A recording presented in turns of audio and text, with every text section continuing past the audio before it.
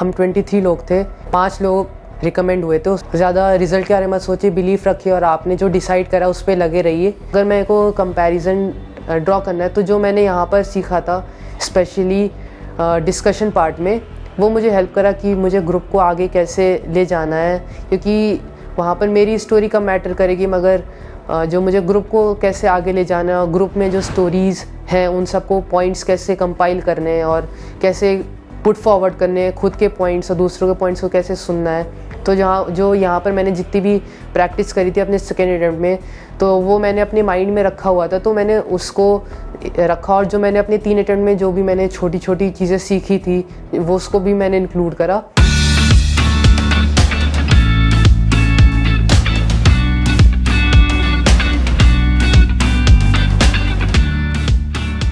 Hello friends, मेरा नाम है चंद्र प्रकाश यादव। हाल ही में मैंने NDA 149 में अपना रिकमेंडेशन प्राप्त किया है 14 SSB इलाहाबाद से, और ये मेरा 4th अटैम्प्ट था, और जिसके लिए मैंने अपने सेकेंड अटैम्प्ट के दौरान यहाँ सेंचुरियन डिफेंस एकेडमी से मैंने अपनी कोचिंग करी थी। और आइए अब मैं आपको अपने कुछ इस जर्नी के बारे में बताता हूँ, जिसमें कुछ सक्सेस थे, कुछ फेलियर्स थे और बहुत लोगों का गाइडेंस और सपोर्ट था, जिसकी वजह से आज मैं यहाँ खड़ा हूँ। तो अगर मैं अपनी थोड़ी फैमिली बैकग्राउंड और इनिशियल डेज़ की बात करूँ तो फिर मेरी बड़ी बहन है, उसने भी यहीं से कोचिंग करी है। मगर जब जैसे होता है कि 9th में जब हम आने लग जाते हैं, तो जैसे जब सबके पेरेंट्स की तरह मेरे पेरेंट्स भी थोड़े कंसर्न थे अच्छी एजुकेशन के लेकर, तो मेरी बहन ने यहीं से 12th तक लखनऊ पब्लिक स्कूल से एजुकेशन करी है लखनऊ से, और मैंने भी 7th तक करी है। मगर मेरे पेरेंट्स मेरे लिए और अच्छे रिसोर्सेज ढूंढ रहे थे, तो उसी में मेरे फादर को पता चला था सैनिक स्कूल के बारे में और राष्ट्रीय मिलिट्री स्कूल्स के बारे में, जिसके लिए मैंने अपनी क्लास 6 में मैंने अपने थोड़ा एग्ज़ाम्स दिए थे, मगर मैं उसमें सफल नहीं हो पाया था। और इसी तरह मैंने यूपी सैनिक स्कूल का भी एग्ज़ाम दिया था क्लास 7 में, मगर मैं अनफॉर्चुनेटली उसमें भी मेरे को सक्सेस नहीं मिली थी। मगर उसके बाद मेरे फादर की मोटिवेशन और गाइडेंस के अंदर मैंने प्रिपरेशन कंटिन्यू रखी और मैंने RMC का एग्ज़ाम दिया, जिसमें मैंने सेकेंड अटेम्प्ट में सफलता प्राप्त करी। और मैंने अपनी क्लास 8th में मैंने RIMC देहरादून ज्वाइन करा, और उसके बाद मैंने वहीं पर मैंने अपनी क्लास 12 तक मैंने अपनी एजुकेशन पूरी करी, 8th से लेकर 12th तक। और RMC जब मैंने ज्वाइन करा तो वहाँ पर जो मैंने सोचा था, वहाँ पर मुझे उससे ज़्यादा, वहाँ पर जो मेरी एक्सपेक्टेशन थी, वहाँ पर जो मुझे मिला वो उससे कई गुना ज़्यादा था। वहाँ पर एजुकेशन मुझे अच्छी मिली, वहाँ पर जो मुझे इंफ्रास्ट्रक्चर मिला स्पोर्ट्स से लेकर को करिकुलर तक, उसने मेरी पर्सनैलिटी को बहुत ट्रांसफॉर्म करा, मुझे एज अ पर्सन और मेरी पर्सनैलिटी को बहुत इन्हांस करा। वहाँ पर जो चीज़ें थी, उसके अलावा वहाँ पर जो टीचर्स थे, जो वहाँ पर मैंने अपने फ्रेंड्स बनाए, मेरे सीनियर्स जूनियर्स, सबका कंट्रीब्यूशन था, उसी के गाइडलाइन में मैं चलता रहा। और वहीं से मेरा NDA की जर्नी स्टार्ट हुई, जहाँ मैंने NDA के बारे में अपना डिसाइड करा कि मुझे NDA के लिए अपीयर करना है और NDA मुझे ज्वाइन करना है।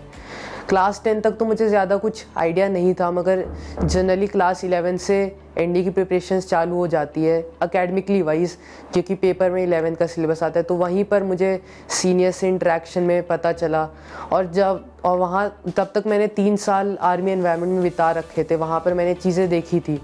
तो मुझे जो आर्मी एनवायरनमेंट में जो ट्रस्ट होता है और जो कमराडरी होती है, ये सारी चीज़ें मुझे बहुत इंस्पायर करती थी और मुझे बहुत अट्रैक्ट करती थी। और साथ में जो वहाँ पर स्पिरिट और जो जज्बे से जो काम होता है, वो सारी चीज़ें मुझे बहुत इंस्पायर करती थी।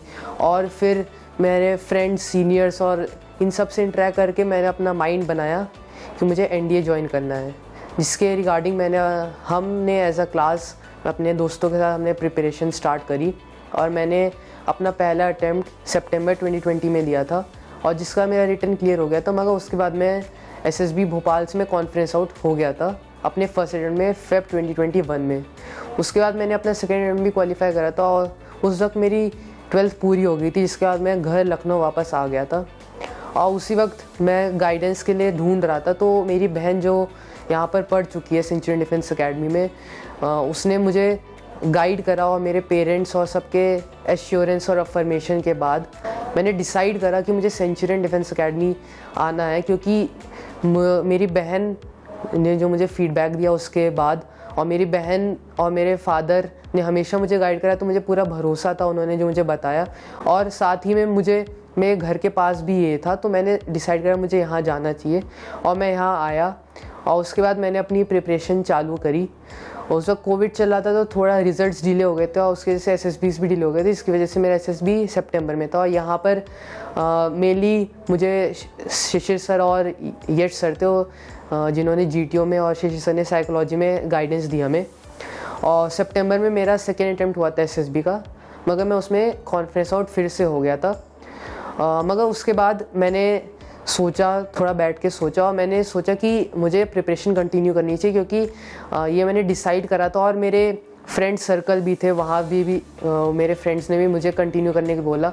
तो मुझे डीमोटिवेशन थोड़ा होता है, जैसे नेचुरली सबके साथ होता है, मेरे साथ भी हुआ। मगर मेरे फ्रेंड्स थे, सीनियर्स थे, ऑफिसर्स थे और यहाँ पर मैं शिशिर सर से मिला तो उन्होंने भी बस मुझे यही गाइड करा कि आप कंटिन्यू रखो।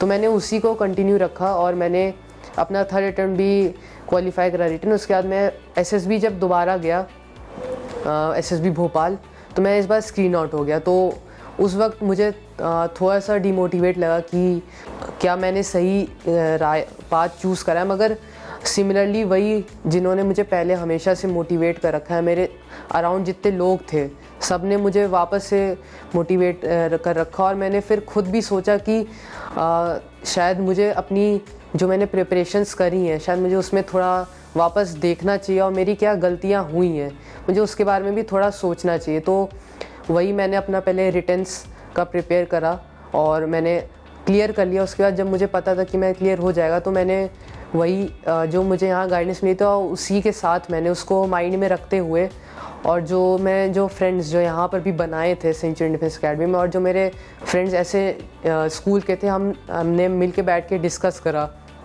कि कहाँ पर क्या फॉल्ट्स हैं, जैसे कि साइकोलॉजी में हम और कहाँ इम्प्रूव कर सकते हैं, सिमिलरली जीटी और इंटरव्यू में। तो वहीं से फिर मेन प्रिपरेशन स्टार्ट हुई, जब हमने एनालाइज़ कर लिया कि एनालाइज़ करने के बाद मुझे ये चीज़ मालूम पड़ी कि शायद मेरा जो प्रेजेंटेशन का तरीका था, शायद मुझे उसमें थोड़ा सुधार लाना पड़ेगा। मैं अपने आप को और अच्छे से प्रेजेंट कर सकता हूँ शायद, मगर मैंने वो पिछले 3 अटेम्प्ट्स में करा नहीं है। तो फिर मैंने बस उसी पे फोकस रखा और फिर मैंने साइकोलॉजी में जैसे मैंने प्रैक्टिस पे बहुत ज़ोर दिया कि मैं प्रैक्टिस ज़्यादा से ज़्यादा कर पाऊँ जितना मेरे पास टाइम है एसएसबी से पहले। सिमिलरली इंटरव्यू में मैंने और जीटीओ में जैसे कि थोड़े अपने आप को अपडेट रखता था, अपने आप को ब्रशअप रखता था करंट अफेयर्स और जो रीसेंट हैपनिंग्स होती थी। और इंटरव्यू में भी जैसे कि मुझे एक्सपीरियंस था, तो मुझे जनरल आइडिया था कि मेन किस टाइप के क्वेश्चंस में से पूछे जाएंगे और मैं क्या क्वेश्चंस मैं एक्सपेक्ट कर सकता हूँ। और वही जो फ्रेंड सर्कल था, तो हम डिस्कस करते थे आपस में, एक साथ शॉर्ट इंटरव्यूज़ करते थे 10-10, 15-15 मिनट के, और उसी से मैंने अपनी प्रिपरेशन चालू करी इंटरव्यू की। और साइकोलॉजी की भी यही ऐसे फीडबैक वगैरह हम देते रहते थे। और ऐसे मैंने अपनी प्रिपरेशन कोशिश करी कि मैं कंसिस्टेंट रहूं ज़्यादा से ज़्यादा और डाइवर्ट ना हूं। और साथ में ही मैं कॉलेज में भी एडमिशन ले रखा था, तो साथ में मैं उसको कोशिश करता था कि अच्छे तरीके से मैनेज करूं और अपनी प्रिपरेशन को आगे बढ़ाता रहूं। मैंने इस टाइम और एक ये चेंज करा था कि मैंने ज़्यादा रिज़ल्ट के लिए वरी नहीं करा था। मैंने ये सबसे सुना था कि सब बोलते हैं कि आप बस प्रोसेस पे ध्यान दो और रिज़ल्ट पे ध्यान मत दो। तो पहले मैं सोचता था कि मैं ऐसा नहीं करूँगा, मगर वो कुछ चीज़ें होती जो नेचुरली हो जाती हैं। तो मगर जब 3 बार मेरे से नहीं हुआ था, तो फिर ये मेरे को हुआ कि मुझे अपना बेस्ट देना है और रिज़ल्ट मेरे हाथ में वैसे भी नहीं है, तो मैं अपने एफ़र्ट्स बेस्ट देता हूँ। जो मुझे गाइडेंस मिली है, जो मेरे पास रिसोर्सेस है, उसको यूज़ करके और मैं आगे बढ़ता हूँ, अपना बेस्ट देता हूँ और रिज़ल्ट्स की मैं चिंता नहीं करता हूँ। तो मैंने सिमिलरली मेरा 14 एसएसबी इलाहाबाद मुझे अलॉट हुआ था और मेरा एसएसबी 23 अगस्त से लेकर 27 अगस्त तक था। तो मेरी 23 अगस्त को वहाँ रिपोर्टिंग हुई। जैसा कि आप सबको पता है, वहाँ पर स्टार्टिंग में OIR टेस्ट और PPDT होते हैं। तो वहाँ पर OIR टेस्ट दिया मैंने, तो वो अच्छा गया था। उसके बाद PPDT हुई, तो जो वहाँ पर स्टोरीज़ दिखाई थी और जो डिस्कशन हुआ था वो भी अच्छा हुआ था। और जो अगर मेरे को कंपैरिजन ड्रॉ करना है, तो जो मैंने यहाँ पर सीखा था स्पेशली डिस्कशन पार्ट में, वो मुझे हेल्प करा कि मुझे ग्रुप को आगे कैसे ले जाना है, क्योंकि वहाँ पर मेरी स्टोरी कम मैटर करेगी, मगर जो मुझे ग्रुप को कैसे आगे ले जाना है और ग्रुप में जो स्टोरीज़ हैं उन सबको पॉइंट्स कैसे कंपाइल करने हैं और कैसे पुट फॉरवर्ड करने, खुद के पॉइंट्स और दूसरों के पॉइंट्स को कैसे सुनना है। तो यहाँ पर मैंने जितनी भी प्रैक्टिस करी थी अपने सेकेंड अटेम्प्ट में, तो वो मैंने अपने माइंड में रखा हुआ था, तो मैंने उसको रखा। और जो मैंने अपने 3 अटेम्प्ट में जो भी मैंने छोटी छोटी चीज़ें सीखी थी वो उसको भी मैंने इंक्लूड करा और उसी को मैंने करा और लकीली मैं स्क्रीन हो गया था। और उसके बाद फिर सेकेंड डे था, तो उससे पहले सेकेंड डे वो हमें फ़ोटोग्राफ्स वगैरह हुई एज अ बैच। और उसके बाद हमारा साइकोलॉजी टेस्ट हुआ। और साइकोलॉजी टेस्ट में वही 12 पिक्चर्स थी, 60 वर्ड्स थे, 60 सिचुएशंस दी गई और हमें वही सेल्फ डिस्क्रिप्शन लिखना था, जैसा कि आप सबको पता है। तो वही मैंने कंटिन्यू करा और वही मैंने इस बार यही चेंज थोड़ा ये करा था कि मैंने अपने टेस्ट दिए, उसके बाद मैंने ज़्यादा किसी से डिस्कस नहीं करा, मैंने एश्योरेंस नहीं मांगी किसी से, बल्कि मैंने बस अपने नेक्स्ट टास्क जो था उस पर मैंने फोकस करा। और मैं बस यही सोचता था कि जो भी मेरे सामने टास्क आएगा उसमें बेस्ट देना है। और वही मैंने सेकेंड डे में जो साइकोलॉजी टेस्ट ही हुआ था मेरा, तो वही मैंने दिया। उसके बाद मैंने थोड़ा खुद बैठ के बस हल्का सा एनालाइज़ करा, फिर मैंने उसके बारे में ज़्यादा सोचा नहीं। और वहाँ पर भी मैंने बहुत अच्छे फ्रेंड्स बनाए जो 5 दिन थे, तो वहाँ भी मुझे सेकेंड डे से हमारा इंटरेक्शन चालू हो गया था मेजरली, क्योंकि फर्स्ट डे तो सब थके होते, तो मगर सेकेंड डे से फिर दोस्त बनने लगे। और जैसे 23 लोग स्क्रीनिंग हुए थे, हम 68 की रिपोर्टिंग थी, तो उसके बाद हम 23 वहाँ पर फैसिलिटीज़ थी बास्केटबॉल ये सब खेलने की, तो साथ में खेलते थे, इंटरेक्ट करते थे, तो वैसे वैसे भी हमने काफ़ी चीज़ें शेयर करी। और फिर नेक्स्ट डे GTO का डे 1 था, तो उस दिन सारे ज़्यादातर टास्क हो गए थे, 5 टास्क हो गए थे हमारे, PGT, GP, GD और HGT हो गए थे। तो ये सारे टास्क हो गए, तो बस मेरा यही था कि जो मैंने स्पेशली जो डिस्कशन पार्ट था, जो मैंने यहाँ पे सीखा था, जो मुझे फीडबैक्स मिले थे या फिर जो मैंने सीखा था अपने एक्सपीरियंस से या फिर अपने फ्रेंड्स, जो भी मुझे जितना रिसोर्सेज मेरे पास अवेलेबल थे, उसको मैंने कोशिश करा कि वो सारे फीडबैक्स को मैं इम्प्लाई करूँ, अपनी तरफ से बेस्ट दूँ और जो मैंने गलतियाँ पहले करी हैं वो ना करूँ और अपना बेस्ट प्रेजेंटेशन वहाँ मैं करूँ। तो मैंने बस वही करा और मैंने ज़्यादा रिज़ल्ट के बारे में नहीं सोचा। जो डिस्कशंस हुए वो बस मैं सोचा था कि ग्रुप के साथ इन्वॉल्व रहूँ और डिस्कशंस को आगे ले जाऊँ। सिमिलरली GP में, PGT में हम सब एज अ ग्रुप हम आगे बढ़ रहे थे, हमने एक दूसरे के आइडियाज़ सुने, हमने इम्प्लाई करा उसको। और सिमिलरली GT में भी यही हुआ। और फिर सेकेंड डे ख़त्म हो गया था, ऑल्दो मेरा इंटरव्यू होना था मगर बहुत सारे लोग थे, तो फिर वह 4th डे के लिए पोस्टपोन हो गया था मेरा इंटरव्यू। फिर 4th डे को सिमिलरली ऐसे ही हमारा हुआ था, तो 4th डे को भी ज़्यादा कुछ मेन टास्क तो 3rd डे ही हो गए थे। तो 4th डे हमारा था GOR था और लेक्चरेट था, और उसके अलावा हमारा जो बचे हुए टास्क थे वो हुए थे, जैसे कि कमांड टास्क। तो 4th डे भी हम सब वहाँ पर गए और हमारे टास्क जल्दी ख़त्म हो गए थे उस दिन, क्योंकि टास्क नहीं थे। मगर उसके बाद मुझे तुरंत बाद इंटरव्यू के लिए रिपोर्ट करना था, तो फिर मैं वहाँ से सीधे जहाँ पर मुझे रिपोर्टिंग एरिया बताया गया था, वहाँ पर मैं और जो एक दोस्त था जिसका इंटरव्यू और था, तो हम दोनों वहाँ पर गए। और वहाँ पर तो जैसे ही गए तो मुझे थोड़ा वेट करने को बोला, उसके बाद मैं इंटरव्यू स्टार्ट हो गया था। इंटरव्यू की स्पेसिफिकली बात करूँ तो मेनली PIQ से उन्होंने क्वेश्चंस वगैरह पूछे थे, और उसके अलावा जो जैसे कि उस वक्त चाइना ताइवान का रिसेंट में था, तो उसके रिगार्डिंग उन्होंने मेरे से पूछा था। और अगर मैं कंपैरिजन ड्रॉ करूं तो फिर यहाँ पर भी जो इंटरव्यू के टिप्स टेक्निक्स तो बता देते, मगर जो वे ऑफ आंसरिंग था वो उसने मुझे काफ़ी हेल्प करा। जैसे मैंने यहाँ पर मॉक इंटरव्यूज़ वगैरह दिए थे, तो उससे भी हेल्प हुआ। और जो मैंने यहाँ पर जब मैं यहाँ पर था, तो जो यहाँ पर फ्रेंड्स थे, क्योंकि मैं यहाँ पर रह रहा था, तो उनसे जब इंटरेक्ट करते थे तो हम उसी तरह हम 5-5, 10-10 मिनट के short interaction as a break या फिर मस्ती में भी हम ऐसे एक दूसरे से क्वेश्चंस पूछ लेते थे। तो उसने भी मेरे को काफ़ी हेल्प करा, क्योंकि वो उस वक्त हम फ्रीली आंसर करते थे, तो मैंने भी यही सोचा कि हमें भी फ्रीली आंसर करना है। तो बस मैंने उसी चीज़ को माइंड में रखा, वही फीडबैक्स जो मैंने सीखा और जो इधर उधर से मेरे पास रिसोर्सेज थे, मैंने उसी को इम्प्लाई करा और मैं उसी को कंटिन्यू करते मैंने अपना इंटरव्यू दिया था। और फिर नेक्स्ट डे कॉन्फ्रेंस था, और कॉन्फ्रेंस के दिन हमारा कॉन्फ्रेंस स्टार्ट हुआ था, 23 लोगों का था, तो ज़्यादा टाइम तो नहीं लगा था। सुबह अराउंड 9:30 स्टार्ट हुआ था और 12:30 तक ख़त्म हो गई थी कॉन्फ्रेंस सबकी। तो मेरा चेस्ट नंबर 16 था, तो मुझे थोड़ा वेट करना पड़ा था, मगर फिर कॉन्फ्रेंस में से ज़्यादा क्वेश्चंस तो नहीं पूछे थे, बस 1-2 बेसिक क्वेश्चंस पूछे थे उन्होंने। और मेरी हैंड राइटिंग के रिलेटेड उन्हें थोड़ा सा पूछा था, क्योंकि मेरी हैंड राइटिंग उतनी अच्छी नहीं है, तो उसके रिगार्डिंग उन्होंने मेरे से थोड़ा पूछा था। और फिर बस इतना ही था। उसके बाद हमें एक हॉल में ले गए थे और वहाँ पर फिर एक ऑफिसर आए थे, लेफ्टिनेंट कर्नल थे, और उन्होंने हमें वही जैसे सब बताते हैं, हर एसएस में बताया जाता है कि हम सब ने अच्छा करा और सब में कोई ना कोई क्वालिटीज़ हैं। तो बस उन्होंने ऐसे एक शॉर्ट इंट्रोडक्शन दिया और उसके बाद उन्होंने रिज़ल्ट्स अनाउंस करे। तो हम 23 लोग थे, तो 5 लोग रिकमेंड हुए थे, उसमें से मेरा भी एक चेस्ट नंबर 1 था, तो मेरा चेस्ट नंबर 16 था। तो उन्होंने अनाउंस करा तो मुझे काफ़ी अच्छा लगा। ऑल्दो मैं वेरी काम था, क्योंकि मैंने रिज़ल्ट का उस वक्त अपने माइंड से निकाल दिया था कि जो भी होगा I have to accept it.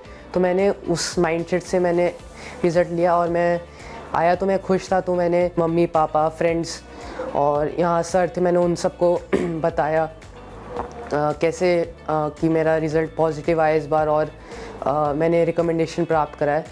तो बस मैं यही मेरी एक छोटी सी जर्नी थी जिससे मैं शायद आपको इंस्पायर कर सकूँ। और बस लास्ट में मैं बस इतना ही कहना चाहूँगा कि आप अगर मेरे से कुछ सीखना चाहते तो बस यही सीख सकते कि आप बस खुद पे बिलीव रखिए और आप ज़्यादा रिज़ल्ट के बारे में सोचिए, बिलीव रखिए और आपने जो डिसाइड करा उस पर लगे रहिए, तो आपको सक्सेस ज़रूर मिलेगी। तो दोस्तों, अभी जो मैंने आपको बताई ये थी मेरी जर्नी, जो मेरी पिछले 1-1.5 साल की पूरी जर्नी थी।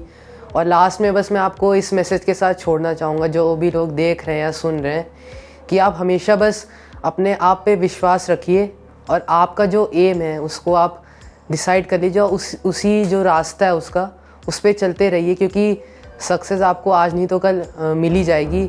और बस जो मैंने अपनी गलतियों से सीखा, आप भी बस यही करिए कि आप गलतियाँ से जो आपने करी हैं उससे सीखते रहिए। मैं भी बीच में डीमोटिवेट हुआ था, वो सबके साथ होता है, मगर आपको हार नहीं माननी चाहिए और बस आप इसी रास्ते पे चलते रहिए, तो आपको सक्सेस आज नहीं तो कल ज़रूर मिलेगी। Thank you. क्या आप भी इन स्टूडेंट्स की तरह जुनून रखते हैं कंधों पर सितारे पहनने का? इस 2023 बदले अपने जुनून को सफलता में। ज्वाइन करें सर्वाधिक सिलेक्शन देने वाले कोचिंग संस्थान सेंचुरियन डिफेंस एकेडमी को एनडीए 2023 एग्जाम की A to Z तैयारी के लिए। पाएं separate and regular classes for Hindi and English medium students, free study material in Hindi and English language, free SSB training bye experts and x SSB board member officers, India के largest GTO ground का exposure, library and DCS facility, spoken English and personality development facility, separate hostel for boys and girls, morning physical fitness training sessions, free access to Centurion Defense Academy's mobile app, mini India exposure under Centurion's rule। अधिक जानकारी के लिए आज ही संपर्क करें 97959 77776 पर और अपनी सीट बुक करें।